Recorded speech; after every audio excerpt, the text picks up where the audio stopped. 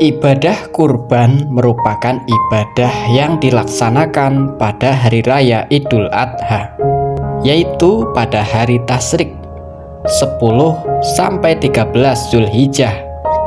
Kata kurban secara etimologi berasal dari bahasa Arab qoriba, yakrobu, kurban wa kurbanan wa kirbanan, yang artinya dekat.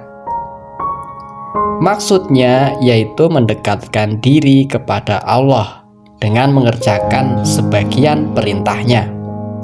Yang dimaksud dari kata kurban yang digunakan bahasa sehari-hari dalam istilah agama disebut udhiyah, bentuk jamak dari kata dahiyah yang berasal dari kata daha, waktu duha, yaitu sembelihan di waktu duha pada tanggal 10 sampai dengan tanggal 13 bulan Zulhijjah. Dari sini muncul istilah Idul Adha. Dari uraian tersebut dapat dipahami yang dimaksud dari kata kurban atau udhiyah dalam pengertian syara ialah menyembelih hewan dengan tujuan beribadah kepada Allah pada hari raya haji atau Idul Adha dan 3 hari Tasyrik, yaitu tanggal 11, 12, dan 13 bulan Zulhijjah.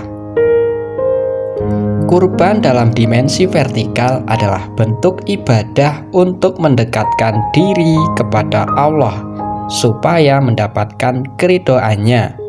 Sedangkan dalam dimensi sosial, kurban bertujuan untuk menggembirakan kaum fakir pada hari raya Idul Adha. Karena itu, daging kurban hendaklah diberikan kepada mereka yang membutuhkan. Boleh menyisakan secukupnya untuk dikonsumsi keluarga yang berkurban, dengan tetap mengutamakan kaum fakir dan miskin. Allah berfirman, "Maka makanlah sebagian daripadanya, dan sebagian lagi berikanlah untuk dimakan orang-orang yang sengsara lagi fakir." Quran Surat Al-Hajj ayat 22 dan 28. Udhiyah atau berkurban termasuk salah satu syiar Islam yang agung dan termasuk bentuk ketaatan yang paling utama. Ia adalah syiar keikhlasan dalam beribadah kepada Allah semata dan realisasi ketundukan kepada perintah dan larangannya. Karenanya setiap muslim yang memiliki kelapangan rizki hendaknya ia berkurban. Dari Abu Hurairah radhiyallahu anhu, Rasulullah shallallahu alaihi wasallam bersabda, "Barang siapa yang memiliki kelapangan sedangkan ia tidak berkurban, janganlah dekat-dekat musola kami." Hadis riwayat Ahmad, Ibnu Majah, dan Al-Hakim. Waktu pelaksanaan kurban. Waktu menyembelih kurban dimulai setelah matahari setinggi tombak atau seusai sholat Idul Adha 10 Zulhijjah sampai terbenam matahari tanggal 13 Zulhijjah. Sedangkan distribusi atau pembagian daging kurban dibagi menjadi 3 bagian dan tidak mesti harus sama rata. Ketiga bagian itu, yang pertama untuk fakir miskin, yang kedua untuk dihadiahkan, dan yang ketiga untuk dirinya sendiri dan keluarga secukupnya. Dengan catatan porsi untuk dihadiahkan dan untuk dikonsumsi sendiri tidak lebih dari 1/3 daging kurban. Meskipun demikian, memperbanyak pemberian kepada fakir miskin lebih diutamakan.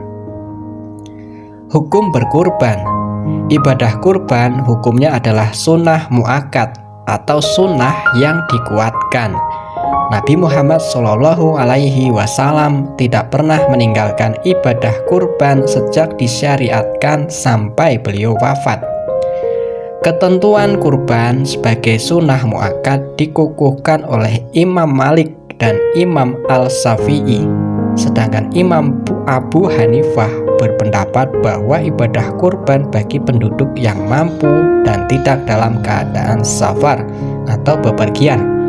Hukumnya adalah wajib. Keutamaan kurban. Menyembelih kurban adalah suatu sunnah Rasul yang syarat dengan hikmah dan keutamaan. Hal ini didasarkan atas informasi dari beberapa hadis Nabi Muhammad, yang antara lain Aisyah menuturkan dari Rasulullah Shallallahu Alaihi Wasallam bahwa beliau bersabda, tidak ada suatu malam yang hari raya Idul Adha yang lebih dicintai oleh Allah dari menyembelih hewan, karena hewan itu akan datang pada hari kiamat dengan tanduk-tanduknya, bulu-bulunya, dan kuku-kuku kakinya.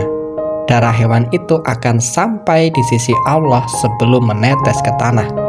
Karenanya lapangkanlah jiwamu untuk melakukannya. Hadis riwayat Hasan Al-Tirmidzi. Menurut Zain Al-Arab, ibadah yang paling utama pada hari raya Idul Adha adalah menyembelih hewan untuk kurban karena Allah. Sebab pada hari kiamat nanti hewan itu akan mendatangi orang yang menyembelihnya dalam keadaan utuh seperti di dunia. Setiap anggotanya tidak ada yang kurang sedikit pun, dan semuanya akan menjadi nilai pahala baginya. Kemudian hewan itu digambarkan secara metaforis akan menjadi kendaraan untuk berjalan melewati sirat. Demikian ini merupakan balasan dan bukti keridhaan Allah kepada orang yang melakukan ibadah kurban tersebut.